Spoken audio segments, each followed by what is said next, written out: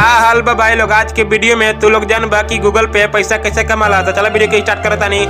का तू लोगन के पता बा कि गूगल पे पैसा कैसे कमाला। 2020 में गूगल पे इंडिया ने 1501 करोड़ रुपए के रेवेन्यू जनरेट कैले रहे और 328 करोड़ के प्रॉफिट कमाइल रहे। नंबर 1 बिल पेमेंट, हम जवन बिजली bill, gas bill, DTH bill करेले यही खातिर गूगल पे वो कंपनी से कमीशन प्राप्त करेला। नंबर 2 मोबाइल रिचार्ज, गूगल पे मोबाइल रिचार्ज से सबसे ज्यादा कमाई करेला। गूगल पे मोबाइल रिचार्ज के खातिर भुगतान ऑपरेटर से कमीशन लेवेला। Number 3 UPI transaction, UPI company के 1 रुपया के मुनाफा नहीं देवेला। कंपनी यूजर डाटा लेवेले ताकि भविष्य में कंपनी के नया उत्पाद के लिए मदद मिल सके। UPI transaction, registration, bank link सब कुछ फ्री है, फिर भी गूगल पे पैसा ही पैसा होगा कमाला। तो बस भाई लोग आज के वीडियो यही खत्म करता नहीं। आई होप कि यार तू लोग के समझ में आ गई हो कि गूगल पे पैसा कैसे कमाला। अगर मन में कोई डाउट हो तो कमेंट में जरूर बताइए। अगर वीडियो को लाइक नहीं करे तो लाइक कर दे, चैनल को भी सब्सक्राइब कर दे। फिर से मिला जाएगा नेक्स्ट वीडियो में, तब तक के लिए बाय बाय।